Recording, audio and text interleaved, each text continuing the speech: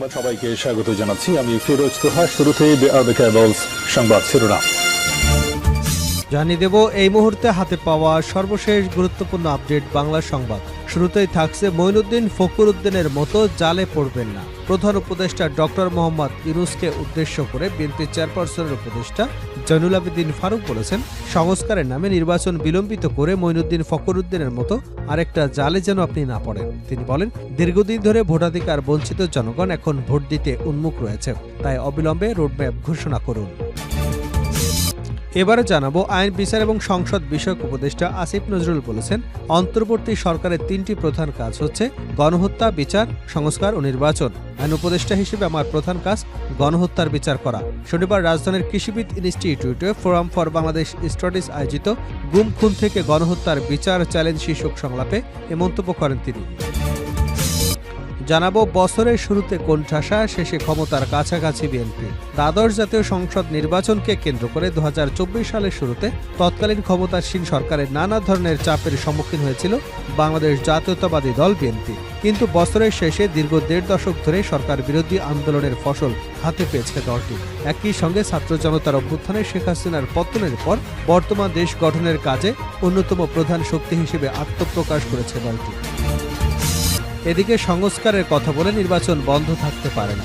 সংস্কার একটি চলমান প্রক্রিয়া, কিন্তু সংস্কারের কথা বলে নির্বাচন বন্ধ থাকতে পারে না বলে মন্তব্য করেছেন বিএনপির মহাসচিব মির্জা ফখরুল ইসলাম আলমগীর।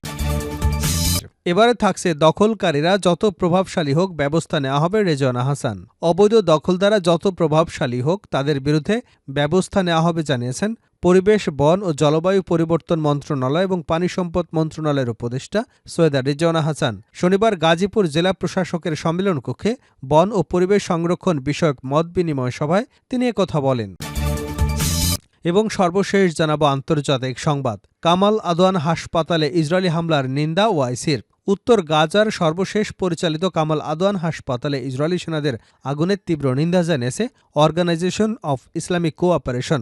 মুসলিম দেশগুলোর শীর্ষ সংগঠন এই হামলাকে ফিলিস্তিনি জনগণের বিরুদ্ধে ইসরায়েলের চলমান যুদ্ধাপরাধ এবং গণহত্যার অংশ হিসেবে অভিহিত করেছেন। এতক্ষণ শিরোনাম শুনছিলেন, এবার বিস্তারিত। প্রিয় দর্শক, আপনি যদি এই চ্যানেলে নতুন হয়ে থাকেন, ভিডিওটি দেখতে দেখতে চ্যানেলটি সাবস্ক্রাইব করে আমাদের সঙ্গে থাকুন। আর এই ভিডিও সম্পর্কে আপনি আপনার মূল্যবান মতামতটি কমেন্ট বক্সে জানিয়ে দিন। আর হ্যাঁ প্রিয় দর্শক, জানিয়ে দিন ভিডিওটি কোথা থেকে দেখছেন। মঈনুদ্দিন ফখরুদ্দিনের মতো জালে পড়বেন না। প্রধান উপদেষ্টা ডক্টর মোহাম্মদ ইউনূসকে উদ্দেশ্য করে বিএনপি চেয়ারপারসনের উপদেষ্টা জয়নুল আবেদিন ফারুক বলেছেন, সংস্কারের নামে নির্বাচন বিলম্বিত করে মঈনুদ্দিন ফখরুদ্দিনের মতো আরেকটা জালে যেন আপনি না পড়েন। তিনি বলেন, দীর্ঘদিন ধরে ভোটাধিকার বঞ্চিত জনগণ এখন ভোট দিতে উন্মুখ হয়ে আছে, তাই অবিলম্বে রোডম্যাপ ঘোষণা করুন। শনিবার দুপুরে জাতীয় প্রেস ক্লাবের সামনে তৃণমূল নাগরিক আন্দোলন আয়োজিত ফ্যাসিস্ট সরকারের দোসরদের দেশবিরোধী চক্রান্তের প্রতিবাদে এবং অভিযুক্তদের গ্রেপ্তারের এক প্রতিবাদ সমাবেশে এসব কথা বলেন তিনি। ফারুক বলেন, যারা দেশের গণতন্ত্রকে হত্যা করেছিল, যারা আয়নাঘরে নিয়ে নির্যাতন করেছে, হারুন বিপ্লব যারা ছাত্র জনতার আন্দোলনকে থামানোর জন্য হত্যা করেছে, তাদেরকে এখনও কেন গ্রেপ্তার করা হয়নি, দেশবাসী তা জানতে চায়। অন্তর্বর্তীকালীন সরকারের উদ্দেশ্যে তিনি বলেন, আপনাদের দায়িত্ব অনেক, কারো কথা না শুনে দায় আপনাদের ঘাড়ে নেবেন না। ফ্যাসিবাদী সরকারের দোসরদের যদি না সরান, শুধু আগুন নয় আরও ষড়যন্ত্র খেলা খেলতে পারে তারা, তাই এদের সরাতে হবে। অবিলম্বে নির্বাচনের রোডম্যাপ দিন। নির্বাচিত প্রতিনিধি ছাড়া সংস্কার সম্পূর্ণ হবে না।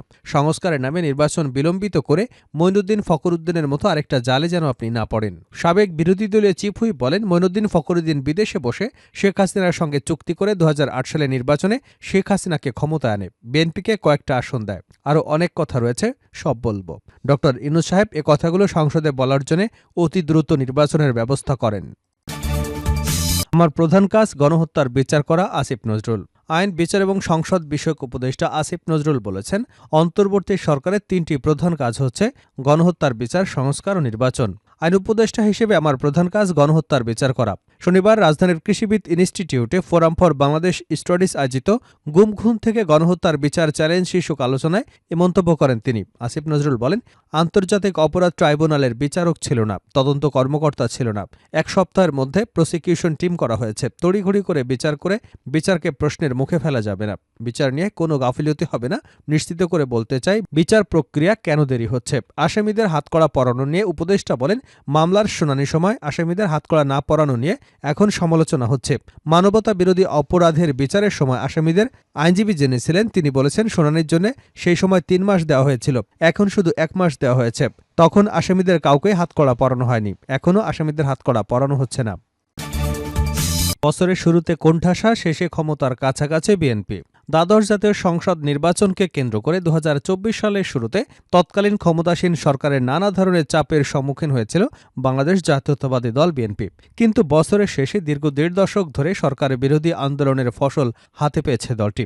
একই সঙ্গে ছাত্র জনতার অভ্যুত্থানে শেখ হাসিনা সরকারের পতনের পর বর্তমানে দেশ গঠনের কাজে অন্যতম প্রধান শক্তি হিসেবে আত্মপ্রকাশ করেছে। দলটির এই দীর্ঘ লড়াই দিতে হয়েছে নানা চড়াই উতরাই, বারবার হতে হয়েছে চ্যালেঞ্জের মুখোমুখি। দলের তৃণমূল থেকে কেন্দ্র পর্যন্ত বিভিন্ন স্তরে নেতাকর্মীকে অসংখ্য মামলায় মাথায় নিয়ে লড়তে হয়েছে।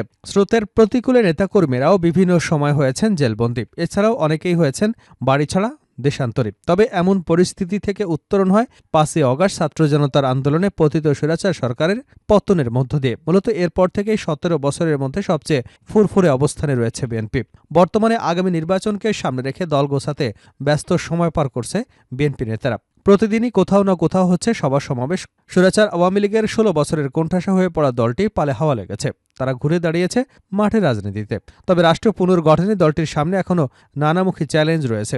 রাজনৈতিক বিশ্লেষকরা বলছেন বিএনপি এখন সংগঠন গুছিয়ে নিয়ে এসে নতুন ধরনের চ্যালেঞ্জের মোকাবেলা করতে প্রস্তুত। তবে বিগত দিনে দেওয়া 31 দফার রূপরেখা যে কথার কথা নয়, তা প্রমাণ করতে হবে কাজের মাধ্যমে।